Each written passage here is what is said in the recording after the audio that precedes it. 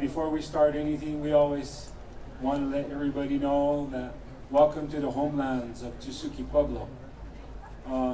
Prior to the Spanish people coming into this area, Tesuque Pueblo back then was known as Ogapogi, and this is the area. The history books really don't have it written. You have to research to find this information. But here, the Pueblo back then stood about 10,000 strong. With that, fast forwarding to 2005, here downtown, the city council back then was wanting to make sure they build a bigger convention center. And lo and behold, they come across ruins, and they found remains, and they found human remains, they found pottery. Well, on our end, there at Tesuque, our elders will always tell us that Tesuque was not here. Tesuque was located in what is now Santa Fe. And I told the mayor back then, Larry Delgado, and city council that the only thing you did for Tesuque was strengthen our oral history by way of finding those items. And now we've moved forward. And to take you back a little bit further, the 1680 Pueblo Revolt. I don't know if anybody of you heard of it.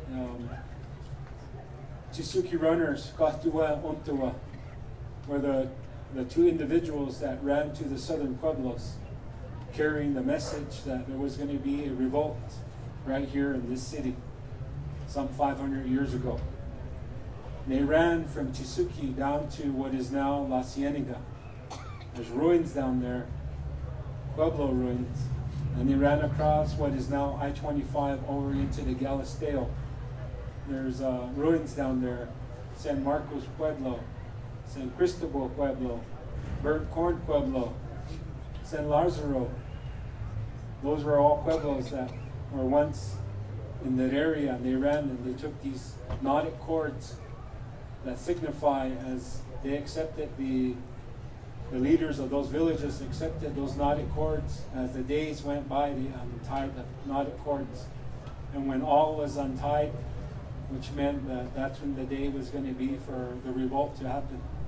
And the revolt consisted of not only Tesuque, but all of northern pueblos, the Jicarilla Nation, the Navajo Nation, and the southern pueblos.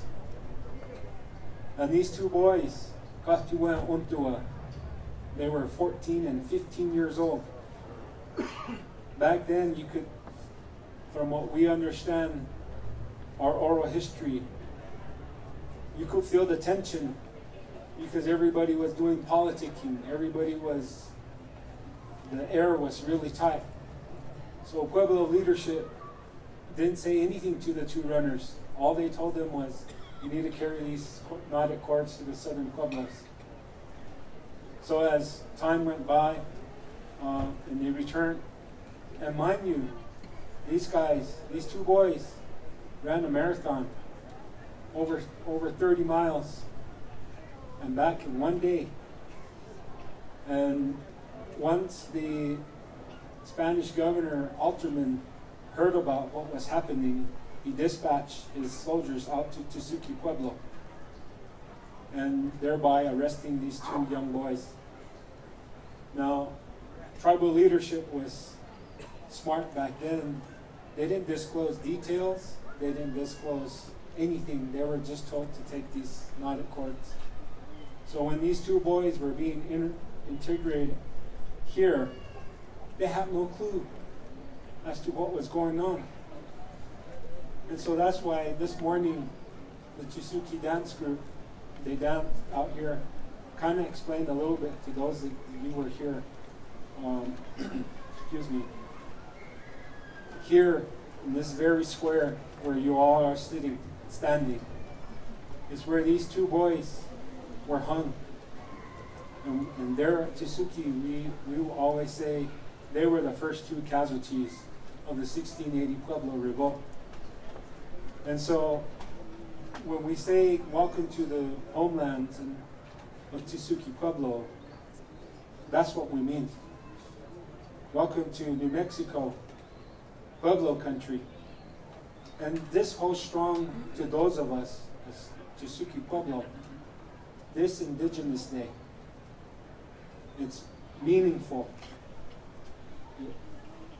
It does, as I stated earlier, it's not in history books. You don't hear it in classes, but we're telling you our story.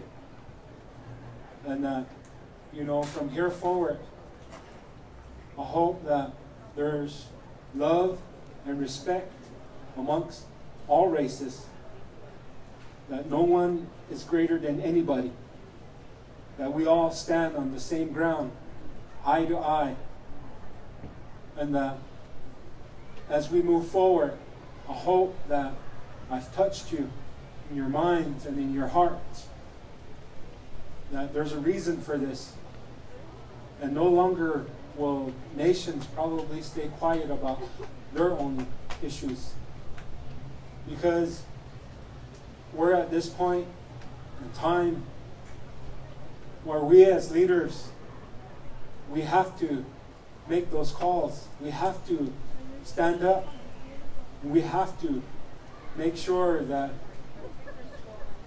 even the native people are taken care of. As somebody said earlier, health care. We're all facing that. We're all facing the shortfalls of funding all across the board. And that has no, it's not racist. It's just the way it is. But we all have to be educated. We all have to move forward, hand in hand. And so I tell you this story, and I hope that you all realize and understand that you are standing on Tesuque ancestral homelands. That right here in this very square, the two runners, who also by the graces of the previous mayor, Mayor David Koss, and the current mayor, Javier Gonzalez, we're going to put up a statue there at the convention center of the two runners, Katua and Untua. And Mr. Rivera is the artist. And we're working forward to doing that, hopefully within the next 4 to 5 months. We're getting close. But with that, thank you for your time. And I hope that all our prayers, and whatever religions that you come from, that our prayers are answered, and that there be no animosity about anything. That we accept what is there, and we accept the truth as being told by the Indigenous folks. Thank you very much for your time.